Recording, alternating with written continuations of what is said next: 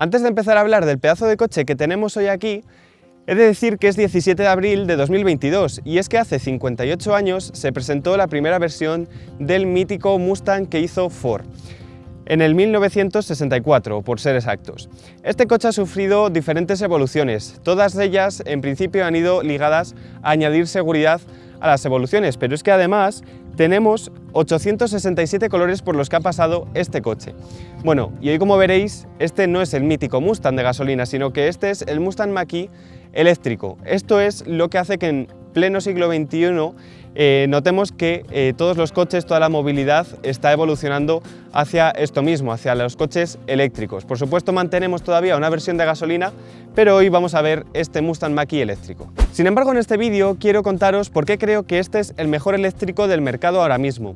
Y es que Tesla, que muchos lo conoceréis porque es la marca más conocida de vehículos eléctricos, empezó aproximadamente en el 2012 a ser conocida por el Tesla Model S, Model X, gracias a que tenían una muy grande capacidad de la batería, permitiendo hacer muchos kilómetros, además de que tienen una red muy extensa de cargadores. De hecho, de supercargadores, lo que hacen que podamos cargar una batería en menos de una hora, pues haciéndolo más cómodo para viajes. Sin embargo, el resto de marcas estas opciones no las tenían y es lo que hace que mucha gente vea inconvenientes en los coches eléctricos. Sin embargo, Ford es socio fundador de Ionity. Ionity es una red de cargadores por Europa muy extensa que permite cargar los coches eléctricos de forma muy rápida. Por daros un ejemplo, este coche tiene una batería de 99 kWh de capacidad. Esto es aproximadamente las más grandes que hay ahora mismo en el mercado para coches eléctricos. Y luego además, como os digo, tiene la posibilidad de cargar en estos cargadores de Ionity, que son muy rápidos y el 10 al 80% se puede cargar en unos 40-45 minutos. Esto hace que hacer un viaje con este coche con 400 km de autonomía en autovía se haga ya realmente una posibilidad viable para muchas familias. Hablando de la carrocería, podríamos entrar en el dilema de si este coche debería llevar el nombre de Mustang como prefijo y demás, debido al mítico Mustang que era de 4 plazas, deportivo, coupé, más bajito, etc. Pero creo que no merece la pena porque lo que ha querido hacer Ford ahora mismo con Mustang y con este coche es buscar lo mejor de los dos mundos, es decir, tener un coche muy potente, V8, que conserva ese motor atmosférico, todavía de gasolina, que cada día es más raro de ver, con un coche eléctrico que está muy bien balanceado, con bastante potencia, con una buena puesta a punto, además SUV, que es lo que en estos días más le gusta a la gente, y con una autonomía que al final es lo importante en un coche eléctrico muy amplia. Además tenemos, como os diré después, otras características que es que le hacen de este coche un coche perfecto. Como os digo, en cuanto a carrocería vamos a encontrar una carrocería SUV que, aunque la línea da esa sensación, realmente luego no es coupé, por ejemplo, porque veis que baja la línea roja de la pintura como haciendo un coupé, que es al final en lo que nos fijamos, pero sin embargo luego la altura realmente para dentro en las cabezas es bastante más alta, gana pues unos 10-15 centímetros aproximadamente, lo que hace que las plazas de atrás gente alta no lo pase mal, que en otros coches sí que puede suceder esto. Nos encontramos con un coche que mide 4,71 metros de largo, que ya os digo, para manejarnos por ciudad no es incómodo, y luego tiene 2.300 kilogramos de peso. Esto hace que sea un coche muy amplio para viajar con familia, cómodo, sobre todo más pensado yo creo para autovía, porque con este peso, aunque la puesta a punto es buena, meternos por carreteras de curvas quizá no es lo más adecuado, pero sin embargo, como os digo, para movernos por ciudad y demás es muy amplio, muy cómodo y yo creo que es lo que ha conseguido Ford con este coche. En cuanto a la estética, bueno, pues simplemente por comentaros algo subjetivo, a mí es un coche que me gusta mucho. Por ciertas circunstancias lo he tenido que tener ya 2 semanas, así que lo he probado bastante tiempo. Y este color rojo me parece precioso, además es un color muy llamativo en un coche que tanto la parte trasera, como estaréis viendo en las imágenes, como la delantera es muy llamativa, y esto hace que al ir por ciudad, al parar en un paso de cebra, en un semáforo y demás, la gente lo mire muchísimo. Es un coche muy llamativo y la gente se queda mucho con él y gusta mucho a simple vista. No sé qué os parecerá a vosotros, pero a mí este coche estéticamente me gusta mucho y me gustaría saber también vuestra opinión en los comentarios, así que agradecería que lo dejáis en los comentarios a ver qué os parece este coche. Vamos a hablar de las versiones que encontramos de este coche y todo se centra en la batería y la potencia que tiene. Luego ya las equipaciones son bastante similares. Tenemos 3 versiones muy bien divididas. Tenemos una primera que ahora mismo no se encuentra disponible en el configurador, pero seguro que en un futuro está por tema de chips y esto, que tendría 76 kWh de batería, es la más pequeña en cuanto a batería, y contamos con una tracción total o tracción trasera de 269 caballos. Luego encontraríamos esta versión, que es la que tenemos aquí, con una batería de 99 kWh de capacidad y tanto tracción trasera como total, pero la trasera sería de 294 caballos y la total, que es esta unidad en concreto, con 351. Luego, la última versión sería la versión GT, la más deportiva, que la batería se mantiene, 99 kWh de capacidad, pero en este caso con 487 caballos. Para que vayáis haciendo un poco idea de precios, esta versión, la intermedia, parte de unos 65.000 euros, mientras que la versión GT parte de unos 72.800 euros. Después de probar este coche 2 semanas, yo creo que la versión más equilibrada, a falta de probar la GT, que seguro que está muy bien la aceleración, te lo pasas genial y demás, creo que esta es una versión muy equilibrada porque ya tenemos 351 caballos en eléctrico, que nos da una aceleración de 0 a 100 en 5,1 segundos, tiene 580 Nm de par, que es que te pegan al asiento en cuanto tocas el acelerador, y luego que la versión GT tampoco tiene una batería más grande, entonces teniendo más potencia y con la misma batería, la autonomía se va a ver reducida.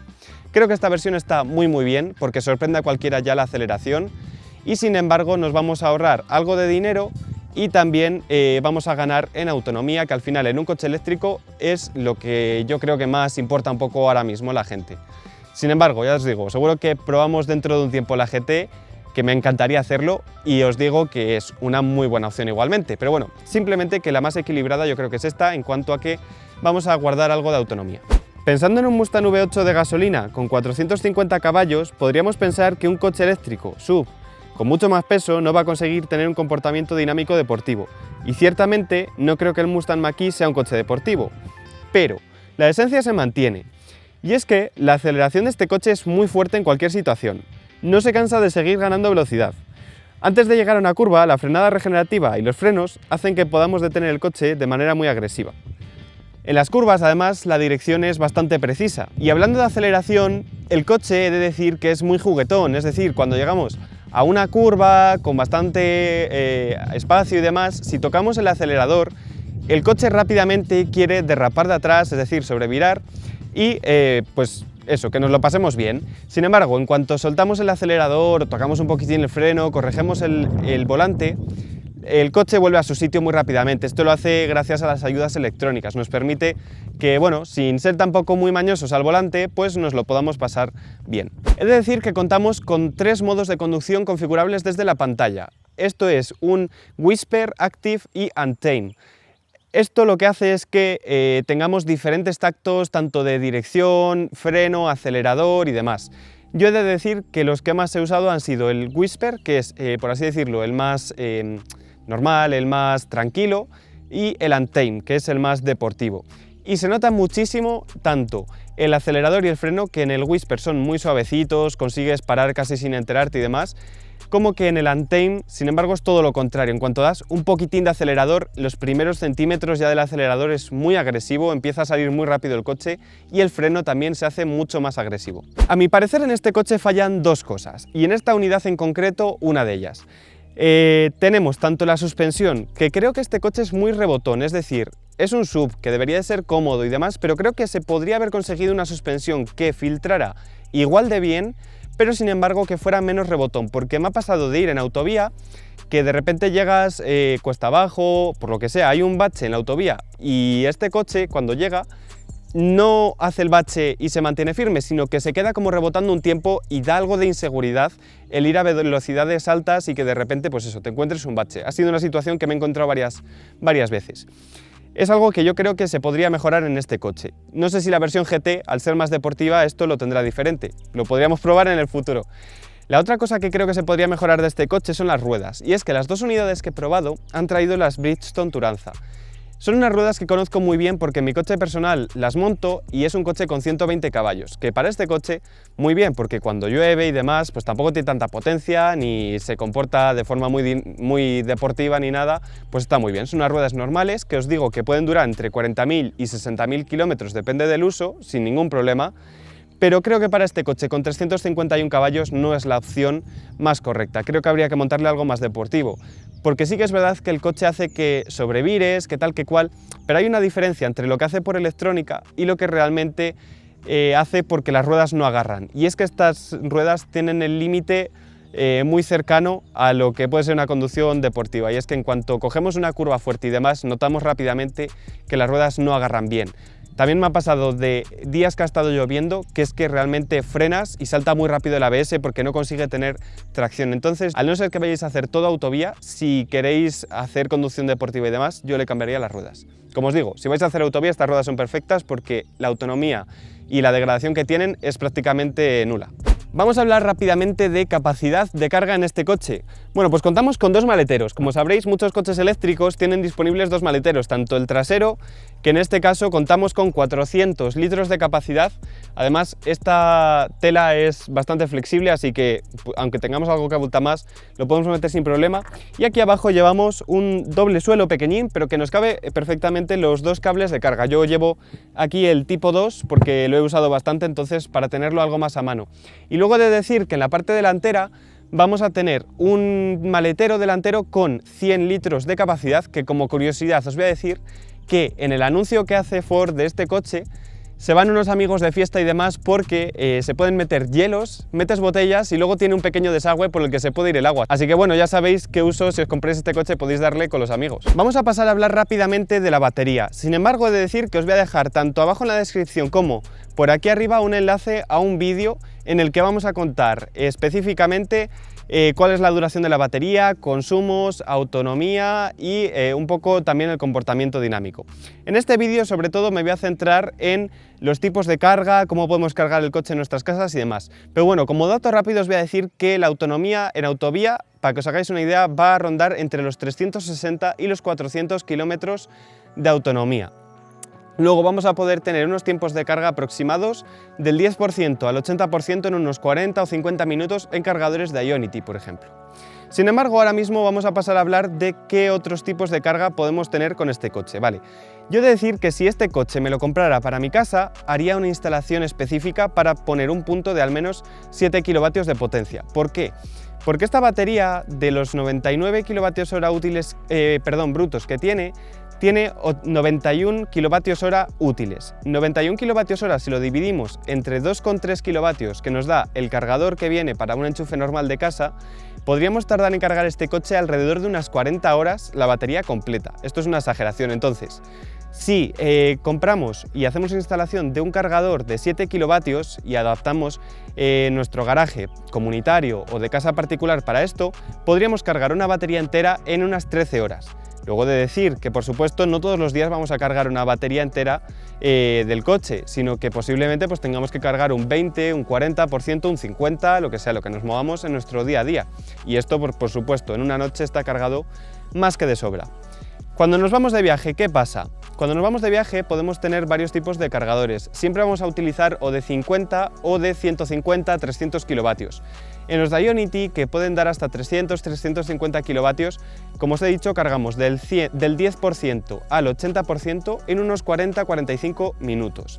Hablando de costes, ¿dónde está realmente el ahorro de un coche de este tipo? Bueno, pues en estos coches el ahorro está en que carguemos con la corriente alterna, que sería el puerto que tenemos en la parte superior de carga, en nuestra casa, con una tarifa nocturna o adaptada a nuestras necesidades, y los 100 kilómetros nos pueden salir por unos 2 euros. Sin embargo, cuando nos vamos de viaje y cargamos con el cargador completo, es decir, todas las tomas, la carga nos va a salir prácticamente al precio que está ahora mismo a mediados de 2022, igual que la gasolina, más o menos. Depende del consumo del coche, por supuesto, y demás. En ciudad vamos a consumir menos y en autovía unos 22 kilovatios hora a los 100. Viajando en autovía el consumo puede estar en unos 9 o 10 euros hacer los 100 kilómetros. Depende, como os digo, de la red de carga, el precio que tenga la red de carga y demás. Pero bueno, esto para que os hagáis una idea.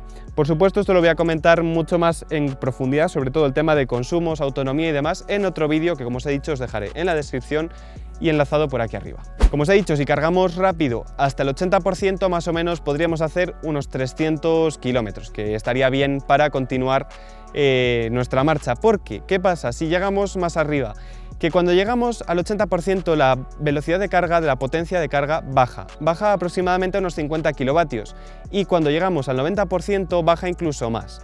Entonces yo creo que ya llegar a esos porcentajes es mejor que continuemos con nuestro camino buscando un cargador más cercano, en nuestra ruta antes que seguir cargando en ese cargador, porque ya se hace muy lento. Decir que este coche, la máxima potencia a la que puede cargar en corriente continua es a 150 kilovatios y en corriente alterna, es decir, en un enchufe de casa, en una instalación doméstica, centros comerciales y demás, puede cargar hasta 10,5 kilovatios. ¿Cómo podemos reducir el consumo que hacemos, el precio que nos cuestan los kilómetros y demás? Pues si aprovechamos, por ejemplo, centros comerciales que suelen salir gratis y demás, cuando hacemos compra para casa, pues mientras tanto cargamos el coche y a lo mejor nos llevamos pues un 20, un 30% de carga puesta en nuestro coche. Bueno, pues vamos a pasar a hablar del interior. ¿Qué nos encontramos según nos sentamos? Bueno, pues nos vamos a encontrar unas calidades de construcción muy buenas.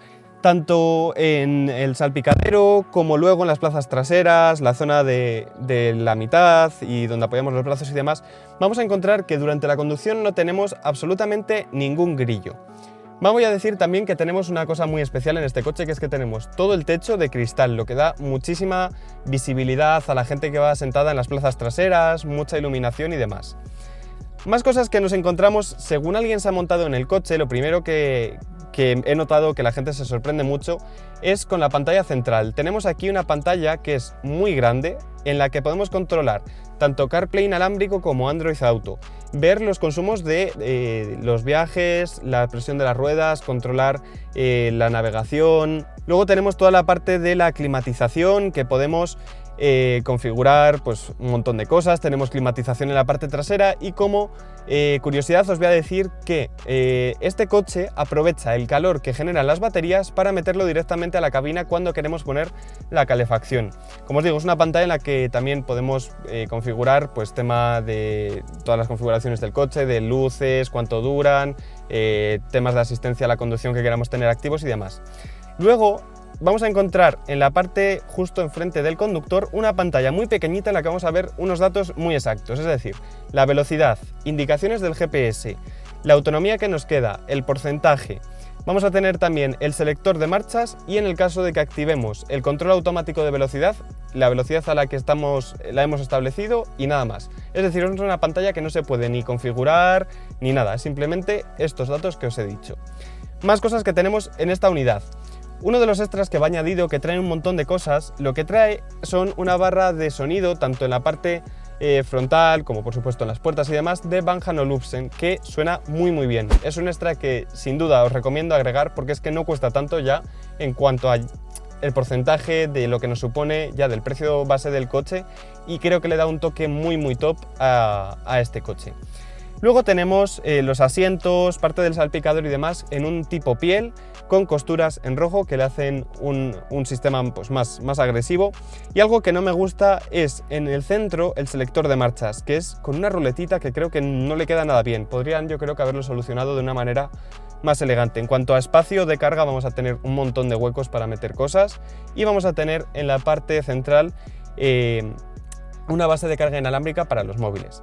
Una cosa que me ha gustado mucho de este coche, que tiene tanto puertos USB-C como USB-A para dispositivos que sean más antiguos, cargar, por ejemplo, cámaras o algún tipo de móvil que sea algo más antiguo, pues lo podemos conectar en un USB-A sin necesidad de adaptadores. Los asientos, creo que para un coche de 350 caballos podrían agarrar más. Aquí, en los laterales, no tenemos prácticamente sujeción y cuando cogemos una curva fuerte, el cuerpo se va hacia los lados prácticamente sin ningún tipo de agarre. Y creo que en esta unidad, aunque no fuera de serie, pero que tienen la opción de incluir unos asientos que agarrarán mucho mejor los costados del cuerpo para, como os digo, las curvas. Y bueno chicos, ya hemos visto el coche por completo. Si os ha quedado alguna duda, no dudéis en dejarlo en los comentarios, nunca mejor dicho. Os dejaré, como os he dicho durante el vídeo, la prueba de autonomía tanto en la descripción como linkeada por aquí en este margen, y para que veáis más a fondo la batería, autonomía, consumos que podemos hacer con este coche. Por eso lo he querido dejar para un vídeo aparte.